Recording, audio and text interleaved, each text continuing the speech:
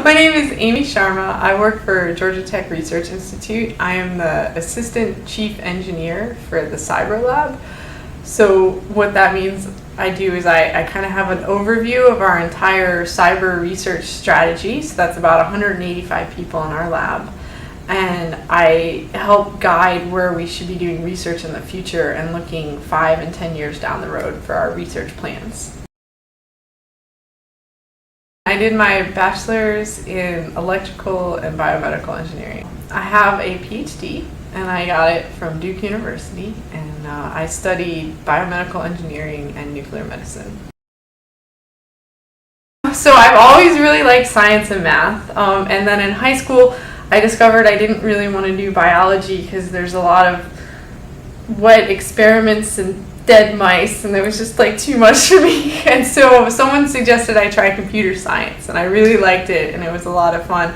And then from there I found engineering, and I like it because you've got a lot of good math background and science, but at the end you're solving a problem and you're delivering a thing to someone, and I like that satisfaction of actually following a problem all the way through to an actual something that someone can pick up and use. And so I found out that I'm much better at helping people secure funding for their own research and like guiding the vision and the overall view as opposed to the research nitty-gritty. So that's why I really like doing this overview and assistant job as opposed to getting my hands dirty and down in the weeds with the real hardcore research.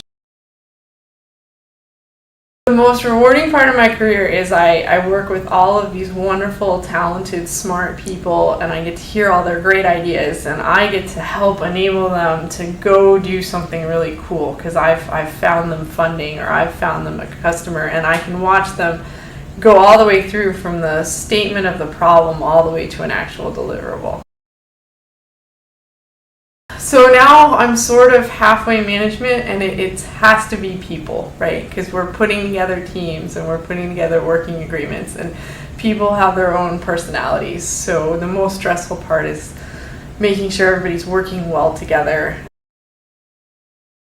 I go through my email inbox because I have way too many emails, and I sort out what's the most important thing to get done for the day. I spend some time I spend half my time writing because I'm communicating what we do to the outside world, so I write down a lot of our ideas. So I'm working on white papers and PowerPoint presentations, and then I spend the other half of my time in meetings just working together to get teams together and projects off the ground and up and running.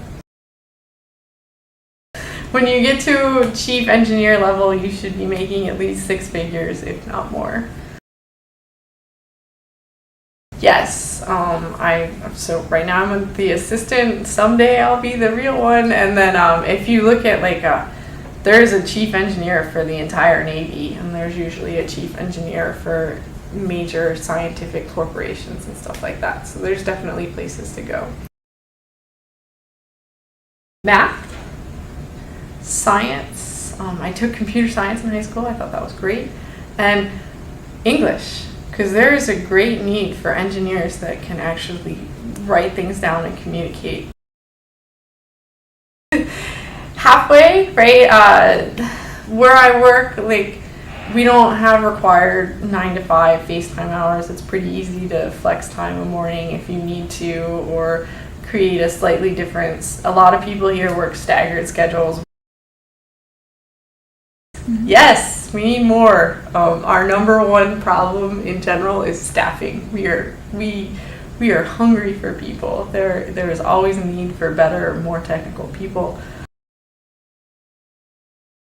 I wish I had taken more done more team sports, because at times I feel like I have trouble working well with people, and I think if I just played soccer, I would be a much better employee. So team sports, I think the more adaptable you are to change, the better things are, right? So you have to be adaptable to change and just go where you need to be going and what is the best path forward for you at this point in time.